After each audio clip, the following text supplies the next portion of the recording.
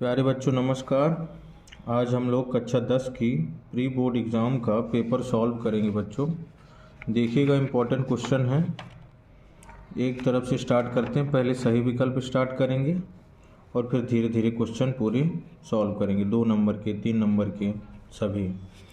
देखिए पहला क्वेश्चन क्या कहता है, सही विकल्प चुनिए।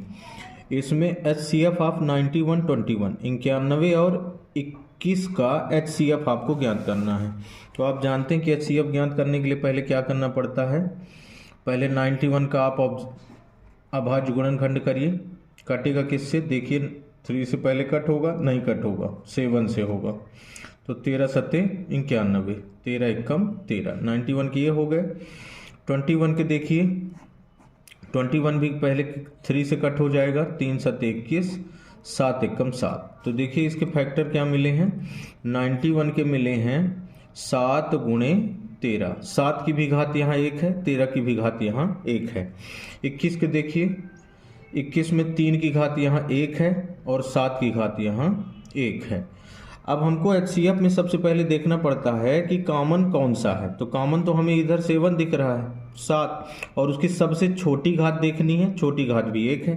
तो अगर आपको HCF निकालना है किसका, 91 और 21 का, तो ये आ जाएगा बच्चों 7 की घात 1 मतलब 7। यही आपका आंसर होगा। दूसरा देखते हैं बच्चों, लिखा क्या है, देखिए समीकरण निकाय है x + 2y + 5 = 0 और -3x - 6y + 1 = 0 का हल क्या होगा। 4 ऑप्शन है, देखिए अद्वितीय हल होगा, कोई हल नहीं होगा, अनंततः अनेक हल होंगे कि 2 हल होंगे। देखो इसको कैसे सॉल्व करेंगे। समीकरण में देख लीजिए पहले कि x प्लस, ये दूसरा क्वेश्चन है, x + 2y + 5 के बराबर 0 दिया है और इधर दिया है -3x - 6y और प्लस का 1 = 0। अब यहाँ से पहले a1/a2 चेक करो। a1/a2 है आपका 1/-3, मतलब इसकी वैल्यू हो जाएगी -1/3। फिर दूसरा देखो b1/b2 देख लो, 2/-6, 2/-6 मतलब 2 एकम 2, 2 तिहाई 6, इसकी वैल्यू कितनी आई, -1/3। और तीसरा देखो C1/C2 कितना है, C1/C2 है 5/1, मतलब इसकी वैल्यू 5/8। स्पष्ट दिख रहा है बच्चों कि A1/A2 का मान B1/B2 के तो बराबर आ रहा है, लेकिन C1/C2 के बराबर नहीं है। तो ये किसकी शर्त होती है कि A1/A2 बराबर तो है B1/B2 के, लेकिन C1/C2 के बराबर नहीं है। ये शर्त होती है अगर रेखाएं पूछता तो कैसी रेखाएं होती, समांतर रेखाएं। लेकिन यहाँ पे क्या पूछा है, हल, मतलब कोई हल नहीं, इसका बी ऑप्शन होगा, कोई हल नहीं। तीसरा क्वेश्चन देखते हैं बच्चों। तीसरे में कहता है कि द्विघात बहुपद ax² + bx + c के शून्यकों का योगफल क्या होगा। अब ये आप खूब अच्छी तरह से जानते हैं कि शून्यकों के योगफल को अल्फा + बीटा से लिखा जाता है। 3rd नंबर अल्फा + बीटा होता है -b/a। तो आपका ऑप्शन नंबर सी बिल्कुल सही रहेगा। फिर नंबर चौथा में चलते हैं। द्विघात समीकरण x² - 4x + 4 = 0 के विविक्तकर का मान पूछा है बच्चों। विविक्तकर का सूत्र आप लोग जानते हैं, d बराबर क्या होता है, b² - 4ac। यहाँ समीकरण अपने पास कितना दिया है, समीकरण है जैसे कि x² - 4x + 4 = 0। अब यहाँ देखा जाए तो a की वैल्यू 1 है, इसकी तुलना आपको करनी पड़ेगी ax² + bx + c = 0 से करना पड़ेगा। तुलना करेंगे तो a की वैल्यू 1 मिलेगी, b मिलेगा आपको -4 और c मिलेगा 4। अब आपको d में मान रख देना है बस। तो d होता है b² - 4ac, मतलब -4 का स्क्वायर -4 गुणे a की वैल्यू है 1 गुणे c की वैल्यू है 4। अब देखिए ऋण 4 का वर्ग कितना होता है, धन होगा, धन 16, -4 चौको 16। देखो कट करोगे 0 आ जाएगा, कितना आएगा, 0। अब इसमें देखो सी ऑप्शन पे 0 दिख रहा है, आपका सी ऑप्शन करेक्ट होगा। पांचवें में देखते हैं, पांचवा में क्या पूछा है, वृत्त के किसी बिंदु पर खींची गई स्पर्श रेखाओं की संख्या होगी। देखिए एक वृत्त है आपके पास, अब वृत्त में किसी बिंदु पर, किसी बिंदु, मान लो एक बिंदु अपने पास ये है। अब यहाँ से अगर आप स्पर्श रेखा खींचोगे तो केवल एक ही स्पर्श रेखा हो सकती है, तो एक और केवल एक स्पर्श रेखा। अगर पूछता कि वृत्त पर, तो आप वहाँ पे आपका आंसर होना चाहिए अनंत, क्योंकि वृत्त पर अनंत स्पर्श रेखाएं खींची जा सकती हैं। छठवां क्वेश्चन देखते हैं। छठवां नंबर देखिएगा, छठवां कहता बिंदु 05 और -5 जीरो के बीच की दूरी। अब दूरी सूत्र आपको पता होना चाहिए। दूरी सूत्र आप जानते हैं, अध्याय 7 में है। दूरी सूत्र होता है √x2 - x1 का होल स्क्वायर और +y2 - y1 का होल स्क्वायर। बस वैल्यू रखनी है बच्चों, x1 y1 ये है, x2 y2 ये है। तो x2 - x1 का होल स्क्वायर मतलब -5, फिर ये सूत्र वाला माइनस और इधर 0 है, 0 का होल स्क्वायर प्लस y2 कितना है 0 माइनस y1 आपको 5 दिख रहा है, ये स्क्वायर हो गया। अब देखिए ऋण 5 में 0 अगर आप घटाते हैं तो ऋण 5 ही बचेगा और ऋण 5 का वर्ग होता है धन का 25। फिर प्लस यहाँ भी 0 में -5 अगर घटाते हैं तो -5 बचेगा और -5 का स्क्वायर होता है प्लस का 25। 25 कितने हो गए 50। अगर देखो इसे और थोड़ा छोटा करना चाहते हो तो 50 को आप क्या लिख सकते हो, 50 की फैक्टर कर सकते हो आप।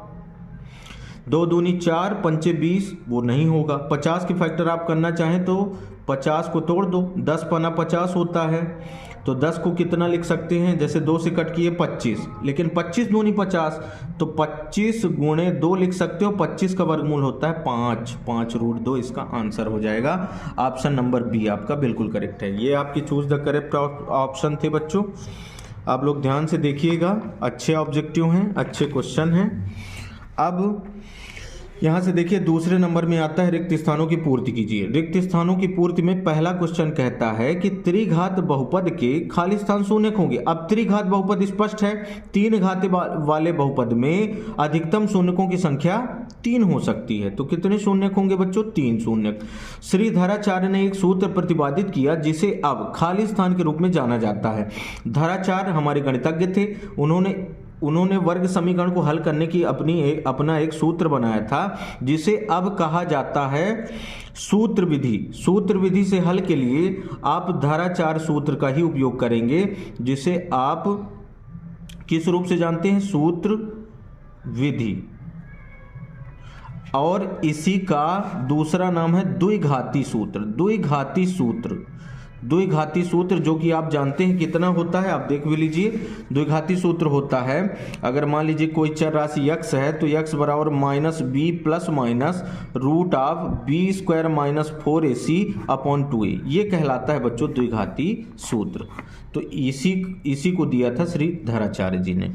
फिर समांतर श्रेणी 5, 10, 15 का 10वां पद। तीसरा क्वेश्चन है एपी 5, 10, 15 हमको दे के रखी है, इसका 10वां पद पूछा है। देखिए थर्ड नंबर का, अब 5, 10, 15 का 10वां पद निकालना है आपको। 5, 10 फिर 15, 10वां पद याद करना है। तो यहाँ देखिए ए की वैल्यू 5 है, अगर डी आप कॉमन डिफरेंस देखें, सारवंतर देखें तो 10 - 5 वो भी 5 है। अब पूछा है हमसे 10वां पद। 10वां पद को A10 से लिखते हैं और A10 को अगर खोला जाए तो हो सकता है A + 9D। A की वैल्यू कितनी है 5 + 9 × D की वैल्यू कितनी है बच्चों 5। तो 5 प्लस यहाँ से 9 × 45 और 45 5 मिलके कितने हो गए बच्चों 50। तो आपको क्या भरेंगे यहाँ खाली स्थान में, आपको क्या भरना है यहाँ 50। 10वां पद कितना आएगा बच्चों 50। अब सभी खाली स्थान त्रिभुज समरूप होते हैं। सभी कौन कौन से त्रिभुज समरूप होते हैं, एक तो समबाहु, अगर त्रिभुज की बात करें तो समबाहु। अगर यहाँ वर्ग भी आकृति एक ऐसी होती है जो समरूप होती है, वृत्त भी होता तो समरूप। ये बहुत इंपॉर्टेंट क्वेश्चन है बच्चों, ये हमेशा एग्जाम में आया हुआ है। अब 5वां क्वेश्चन कहता है एक निश्चित घटना की प्रायिकता खाली स्थान होती है। निश्चित घटना जो घटित हो सकती है उसकी प्रायिकता हमेशा सदैव 1 होती है। त्रिज्या r वाले वृत्त का क्षेत्रफल का सूत्र आप सभी को पता है बच्चों, πr² होता है। अगले क्वेश्चन थर्ड नंबर में चलते हैं। देखिए आपके सामने सही जोड़ियां हैं, ये थर्ड नंबर में 6 हैं सही जोड़ियां। चलिए देखते हैं। sin² a + cos² a, ये तो पहली सरसमीका है बच्चों, इसका मान कितना होता है, इसका मान होता है 1। तो फर्स्ट नंबर कौन सा हुआ 1। अब दूसरा है tan 90 - a। tan 90 - a हमेशा cot a के बराबर होगा, क्योंकि ये फार्मूले हैं 8 अध्याय में है बच्चों। अगर sin 90 - a आप करते हैं तो ये cos a के बराबर होगा, इसी तरह cos 90 - a करते हैं तो ये sin a के बराबर होगा, और tan 90 - a करते हैं तो ये cot a के बराबर होगा। तो ध्यान रखिए बच्चों, इसका आंसर होगा cot a। सेकंड नंबर है कॉट ए। अब 5 सेक स्क्वायर ए माइनस टेन स्क्वायर ए की वैल्यू आपको बताना है। अब ये दूसरी सरसमीका देखिए, आप जानते हैं बच्चों दूसरी सरसमीका क्या होती है, 1 प्लस टेन स्क्वायर ए बराबर होता है बच्चों सेक स्क्वायर ए। अब यहाँ से देखिए, अगर मुझे टेन स्क्वायर ए को उधर ले जाना हो तो यहाँ केवल 1 बचेगा। सेक स्क्वायर ए माइनस टेन स्क्वायर ए का मान कितना निकल के आएगा, 1। अब हमसे क्वेश्चन में पूछा है कि 5 सेक स्क्वायर ए माइनस 5 टेन स्क्वायर ए, 5। अब इन दोनों में 5 तो कॉमन दिख रहा है ना, तो कॉमन कर लीजिए। सेक स्क्वायर ए अंदर रहेगा माइनस टेन स्क्वायर ए अंदर रहेगा।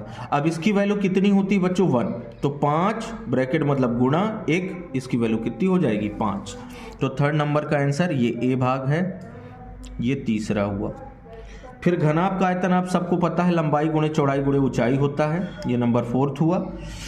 वर्ग का क्षेत्रफल कितना होता है बच्चों, वर्ग का क्षेत्रफल अगर भुजा को ए से लिखा जाए तो भुजा गुणे भुजा, या कि भुजा का स्क्वायर, तो भुजा का स्क्वायर मतलब ए स्क्वायर। ये नंबर कौन सा कहलाया, पांचवा हुआ आपका ए स्क्वायर। फिर यहां से P E plus P not, ये प्रायिकता का सवाल है बच्चों। प्रायिकता ये दोनों पूरक घटनाएं कहलाती हैं, पी कहलाती घटना घटित